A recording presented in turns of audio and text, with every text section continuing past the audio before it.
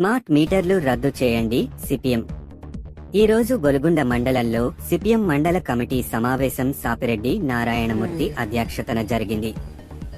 ఈ సమావేశంలో మా ఇంటికి స్మార్ట్ మీటర్లు బిగించవద్దు, విద్యుత్ ఛార్జీలను తగ్గించాలని స్టిక్కర్ని ఆవిష్కరించడం జరిగింది.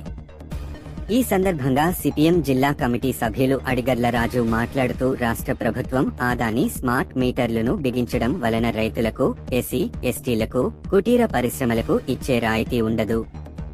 ఈ రీఛార్జబుల్ మీటర్ల వలన ఫోన్స్లు, డిస్లు లాగే మీటర్లు రీఛార్జ్ చేయాల్సి వస్తాది.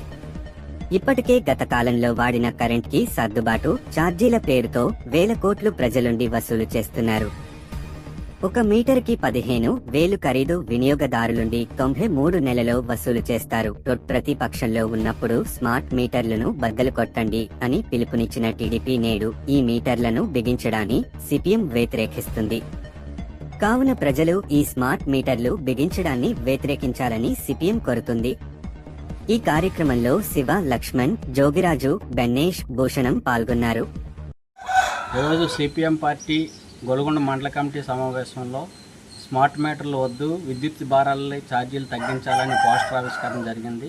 సిపిఎం పార్టీగా ఈరోజు అదానీతో ఒప్పందం చేసుకున్నట్టు స్మార్ట్ మీటర్లని బిగించొద్దని చెప్పేసి, ప్రజల మీద భారాలు మోపొద్దని చెప్పేసి మేము ప్రభుత్వాన్ని డిమాండ్ చేస్తున్నాం. ఇటువంటి భారాలతో కూడిన విధానం వల్ల భవిష్యత్తులో ప్రజలపైన తీవ్రమైన భారం మోపబోతుంది, ఆర్థిక భారాన్ని. అట్లాగే ఈరోజు ఈ ఎస్సీ, ఎస్టీలకు ఇచ్చే సబ్సిడీ విద్యుత్తు, రైతాంగానికి ఇచ్చే ఉచిత విద్యుత్తు, ఇదంతా కూడా ప్రజలు నష్టపోతారు.